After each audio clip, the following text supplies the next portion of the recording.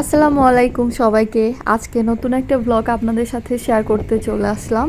তো সবাই কেমন আছেন? আর প্লিজ ব্লগটা না টেনে দেখবেন, যারা নাকি নতুন এসেছেন পোল্যান্ডে হয়তোবা তাদের জন্য একটু হেল্পফুল হতে পারে। তো যাই হোক, আজকে আমরা যাচ্ছি পোজনান সিটিতে। তো আমাদের শহর থেকে অনেক দূরের একটা শহরে যাচ্ছি। তো এই যে এখন যেটা দেখতে পাচ্ছেন, এটা হচ্ছে আমাদের সিটির ট্রেন স্টেশন। তো যারা নাকি নতুন আসবেন পোল্যান্ডে কিংবা এসেছেন, অনেকে জানে না হয়তো বা যে কীভাবে ট্রেন স্টেশনে টিকিট কাটতে হয়। আর ট্রেন স্টেশনগুলো আপনারা গুগল ম্যাপ করে দেখে নেবেন যে যেই সিটিতে থাকবেন তো সেই সিটির কোন জায়গাতে। তো দেখার পরে কিভাবে টিকিট কাটবেন আমি টুকিটাকি কিছু আপনাদের সাথে একটু শেয়ার করব। আমরা এখন ভেতরে যাচ্ছি। ভেতরে একটা ছোটোখাটো রেস্টুরেন্ট, ছোটোখাটো কি বড় একটা রেস্টুরেন্ট আছে। আর কি কি পাওয়া যায় বাহিরেই সব কিছু লেখা।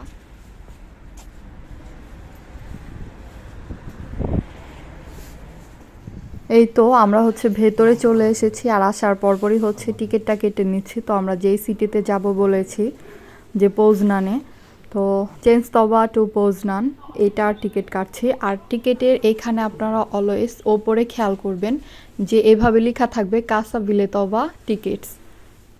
তো আপনি ট্রাম বাস যেখানে ওঠেন না কেন প্রত্যেকটা ক্ষেত্রেই কিন্তু আপনার এই টিকিটস লাগবে। আর এদেশে আমি বলেছি যে টিকিটকে কিন্তু বিলেত বলে। আর আপনি টিকিট কাউন্টার যদি খুঁজতে যান সেক্ষেত্রে এই যেভাবে লেখা থাকবে যে কাসা বিলেতবা। তো কাসা বিলেতবা মানে আপনার টিকিট কাউন্টার, আর কাসাটা কাউন্টার। তো ফাইনালি আমাদের টিকিটটা কাটা শেষ। আর এখন এই যে দেখতে পাচ্ছেন, এটা অনেক বিশাল বড় একটা এরিয়া। এখানে আপনি চাইলে বসে ওয়েট করতে পারবেন ট্রেনের জন্য, কিংবা আর একটা ছোটোখাটো একটা রেস্টুরেন্ট আছে সেখানেও বসতে পারবেন চাইলে। আর অলওয়েজ খেয়াল করবেন, এয়ারপোর্টেও যেমন এরকম মনিটর দেখে দেখে আমরা গেট নাম্বার, ফ্লাইট নাম্বার সব কিছু খুঁজি, তো এই ক্ষেত্রেও কিন্তু আপনাকে এই মনিটরের দিকে অবভিয়াসলি ফোকাস রাখতে হবে। তো আপনি কোন সিটিতে যাবেন আর আপনার কয়টা বাজে ট্রেনটা আসবে, তো সেই টাইমটা কিন্তু পুরো দেয়া। তো আমাদেরটা 9:34, তো 9:34 কিন্তু একটা মিনিটও দেরি করবে না, কিংবা একটা মিনিট আগেও আসবে না, একদম পুরো টাইম টু টাইম। তো অলওয়েজ মনিটরের দিকে ফোকাস রাখবেন।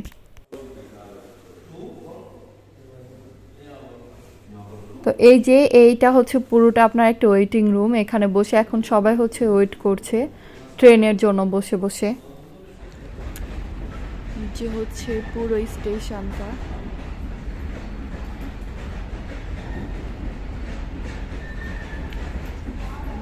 আর এইখানে rest room, I mean waiting room.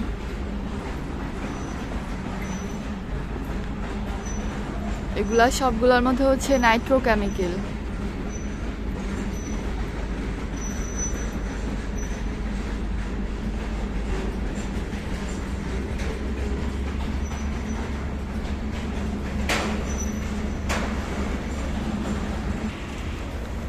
দেখেন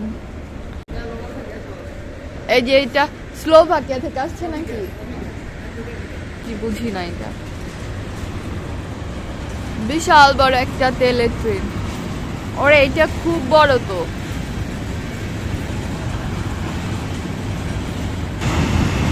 এখনো পর্যন্ত শেষ হয় নাই যাও, কত বড় এটা। এগুলা সব নাইট্রোকেমিক্যাল। এই যে শেষ মাথা।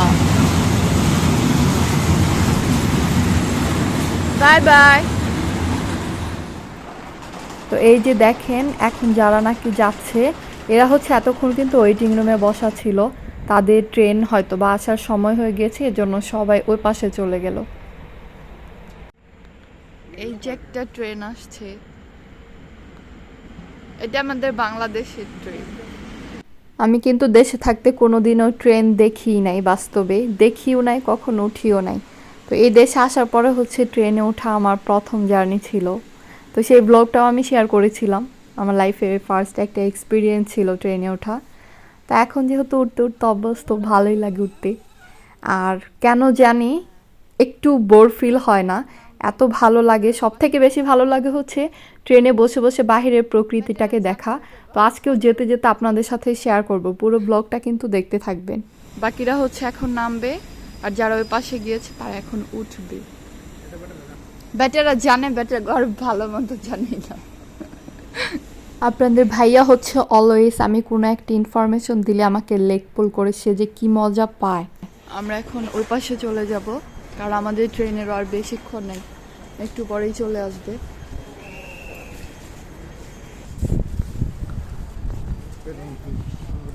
কত দূরের সিটির থেকে যে মানুষ আসে গাঠি টাঠি নিয়া। আমরা এখন এই যে আন্ডারগ্রাউন্ডের নিচে, তারপর ওই পাশে যাব।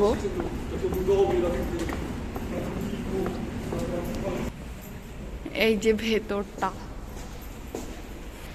এখানেও কিন্তু এই যে দেখেন দুই পাশে দুইটা মনিটর লাগানো, ওই পাশেও আছে। এটা হচ্ছে যারা সাইকেল টাইকেল দিয়ে আসবে কিংবা হুইল চেয়ার তাদের জন্য।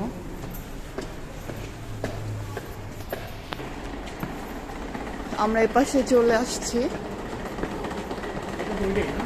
হ্যাঁ, ওই ট্রেনটা এখনো যায় না, ভালো ওয়েট করতেছে, এখন যাবে। এটা কি ট্রেনে টিটি না ওই যে ওইটা ফোর্ট করাটা? আমি হচ্ছে একটুখানি টিটি দেখে খুঁজে খুঁজে দেখছিলাম, কারণ মেয়ে আর ছেলে উভয় তার এত সুন্দর গেট আপে থাকে না, অনেক সুন্দর লাগে কেন জানি। আজকের ওয়েদারও কিন্তু ভালোই ঠান্ডা, রোদ উঠেছে বাহিরে, বাট তারপরও হচ্ছে ভালো ঠান্ডা, শীতে পুরো হাত ঠান্ডা হয়ে যাচ্ছে আমার। তো সবাই হচ্ছে একসাথে দাঁড়িয়ে আছে, ট্রেনের জন্য ওয়েট করতেছে। তো আমার মনে হচ্ছে এরাও আমাদের সাথে সাথে বোঝনান যাবে, এজন্য আমাদের ট্রেনের জন্য ওয়েট করছে। এই যে এখানেও বিশাল বড় একটা মনিটর দেয়া, কিন্তু চাইলে এখান থেকে আপনি টাইমটা দেখতে পারেন।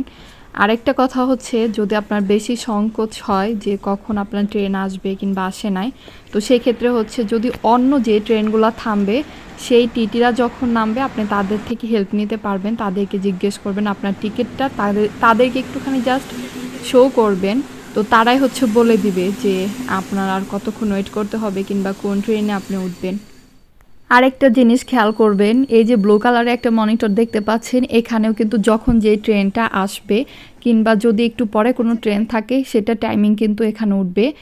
আর যেটা নাকি মোস্ট ইম্পর্টেন্ট, প্রত্যেকটা ট্রেনের দরজার সামনে হয়তো বা যে এরকম ছোট মনিটর দেয়া থাকবে, তো এখানে কিন্তু প্রতিটা সিটির নাম দেয়া থাকবে, যেটা কোন সিটি থেকে এসেছে কিংবা কোন সিটিতে যাবে, তো এটা দেখেও কিন্তু আপনি চাইলে উঠতে পারেন। সব থেকে বড় কথা যেটা হচ্ছে, অবভিয়াসলি আপনার নাক কান চোখ সব কিছু খোলা রাখবেন। তো চোখ দিয়ে হচ্ছে দেখবেন, আর কান দিয়ে হচ্ছে স্পিকারে যে বলবে এখন কোন সিটিতে যাবে, কোন ট্রেনটা আসবে, তো এটা শোনার জন্য হচ্ছে কানটা খোলা রাখবেন। তো আমি হচ্ছে অলওয়েজ কানটা বন্ধ রাখি, কেন আমি এই দেশের ভাষা তো বুঝি না, এই জন্য কান বন্ধ রেখে জাস্ট খালি চোখ দিয়ে আর টিকিট দিয়ে হচ্ছে খালি মিলাই, আর নাকটা হচ্ছে খোলা রাখি জাস্ট নিঃশ্বাস নেওয়ার কারণে। তো আপনারা অবশ্যই নাক কান চোখ তিনটাই খোলা রাখবেন। 12 এই যে এটা তো সিরিয়ালে যাই, ওকে একটু হেল্প করবেন। কতদিন পর দেখা হয়েছে, তারা পুরো আনন্দে আত্মহারা। বিসমিল্লাহ। হ্যাঁ পারবো, ট্রেনে চলে আসছি।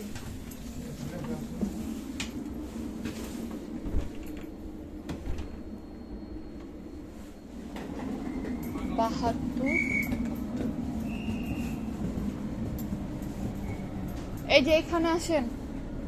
তো ট্রেনে ওঠার পরে হচ্ছে আপনার সিট নাম্বার কততে সেটা হচ্ছে আপনি আপনার টিকিট থেকে মিলিয়ে নেবেন, কারণ সেখানে কিন্তু দেয়া থাকবে। দেখেন আমাদের সিটি থেকে যে আসছি সেখানে কিন্তু এরকম বরফ ছিল না, কারণ আমাদের তো স্নোফল হয় নাই। আর এই যে পাশ দিয়ে এখন যাচ্ছে এখানে অনেক স্নোফল হয়েছে, দেখেন কি সুন্দর। বাও মাশাআল্লাহ, দেখেন কত ছোট একটা গ্রাম, এত ছোট ছোট বাসা, একদম মনে হচ্ছে ডরিমনের বাসাগুলো এখানে একদম পুরো বসানো, অনেক সুন্দর। আর এই যে গ্রামের বাসাগুলো হয় যে এরকম, যে চারপাশে হচ্ছে সব আপনার আবাদি জমি থাকবে। এখন তো সামার আসছে, এজন্য সব জায়গা পুরো fill up, it's like little Switzerland মাশাআল্লাহ অনেক সুন্দর ওয়াও কি কিউট একটা ছোটখাটো একটা অ্যাপার্টমেন্ট আছে আমার পুরো ট্রেন জার্নিটা সার্থক হয়েছে একটা কারণে যে আমি এত এত হরিণ দেখেছি আপনাদেরকে বলে বোঝাতে পারবো না তো আমি ক্যামেরায় অনেক জুম করার ট্রাই করতেছি বাট সেটা হচ্ছেই না কোনোভাবে এত সুন্দর আর কিউট কিউট পুরো একদম হরিণের ঝাঁক তাদের ছানাপানা নিয়ে তারপরে হচ্ছে যে নতুন নতুন আবাদি জমিগুলো এখন মাত্র হচ্ছে সামার আসবে এই জন্য অনেক কিছু লাগানো হয়েছে তো এই হরিণগুলো হচ্ছে কচি কচি ঘাস খাওয়ার জন্য খেতে চারপাশে ঘুরে খুবই সুন্দর লাগে মাশাআল্লাহ